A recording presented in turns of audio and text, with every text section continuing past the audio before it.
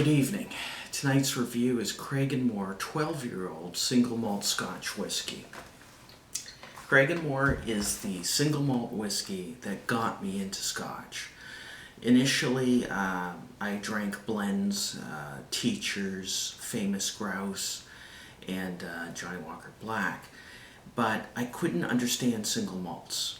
In the beginning, when I was a novice, I found single malt whiskey too robust, too strong.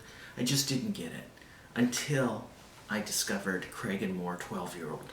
Cragganmore is a Speyside single malt Scotch that is honeyed, delicate, caramel, heather. It makes grown men wax poetically about a whiskey.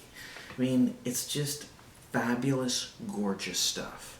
I'm not even going to try to be impartial or objective with you. This is amazing whiskey for the novice and for the person who's been drinking, a wide variety of whiskeys for many years, like myself.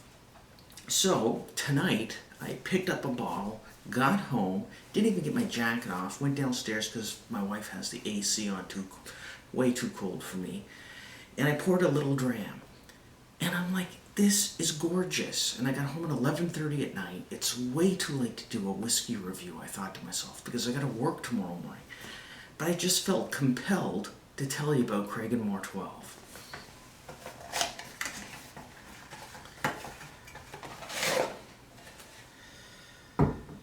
The packaging is simple. It's not fancy. There's virtually no marketing for Cragganmore. But Cragganmore is like the Grateful Dead. If you like the Grateful Dead, you like them a lot. Or to borrow from Jerry Garcia's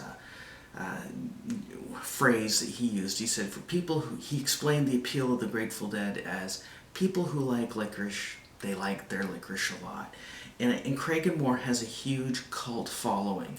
It's not trendy. It's not what you read about in magazines lately. Lately, if you go to a whiskey magazine or you go on some sophisticated commercial site, it's all about Highland Park, Ardbeg, Laphroaig, whatever's the latest out of Port Ellen to be released, Bruichladdich.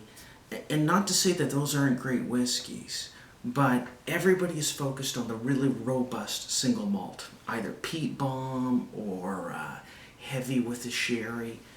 And meanwhile, this is kind of lost in all that noise. But for me, I'm happy because the price of this has always remained fairly reasonable and it's widely available. Okay, so let's have a drink. And you can see, I literally tonight just had a little tiny dram and I just felt compelled to tell you about it. Cragganmore 12. Gorgeous stuff.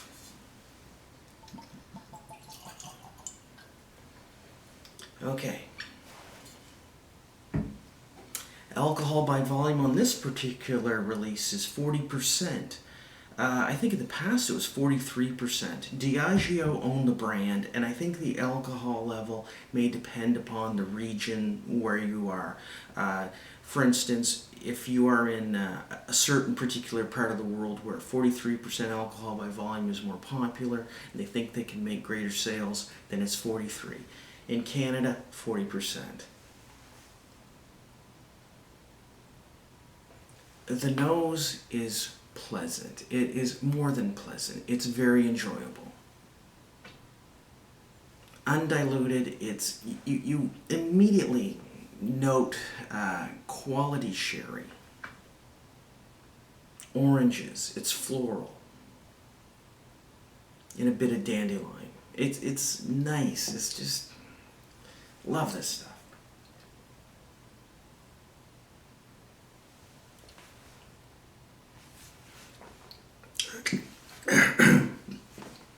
Went down a little bit the wrong way there.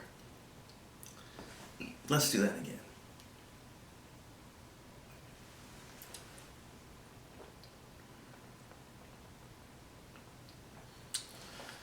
Initially it's sweet. Sweet honey. There's caramel. There is a sesame snap.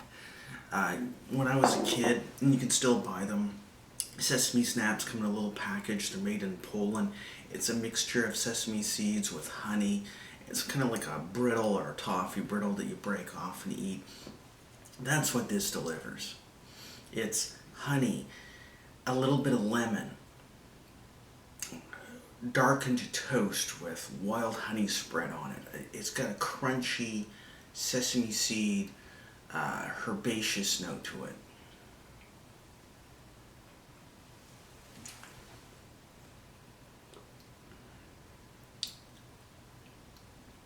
It's also complex without being like a really robust flavor profile.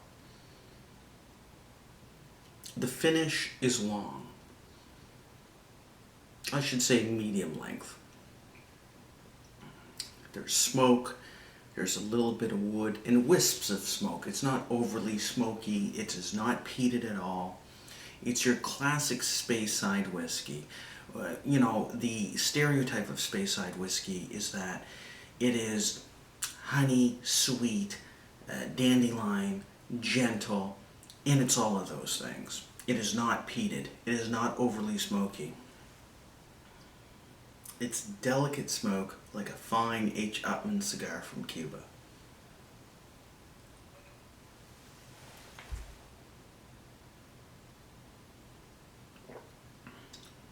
On the finish, there's a transition. It's going from sweet to dry. Now, what I like to do with this whiskey is also add a little bit of water.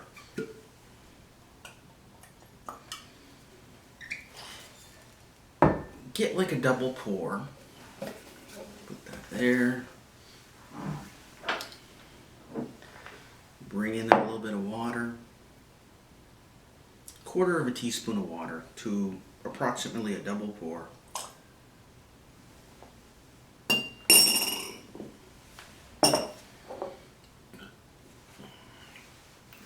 The purpose of adding the water is, I have found in the past it adds a bit of complexity.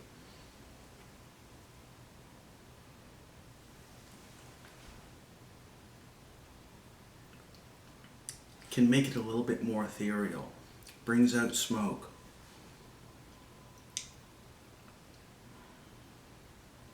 Highly recommended. If you enjoy my videos and you think that your tastes accord with mine, I strongly urge you to give Cragganmore 12-year-old a chance.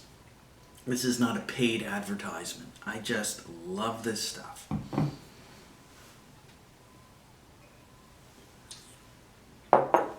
Thank you for tuning in. Cheers.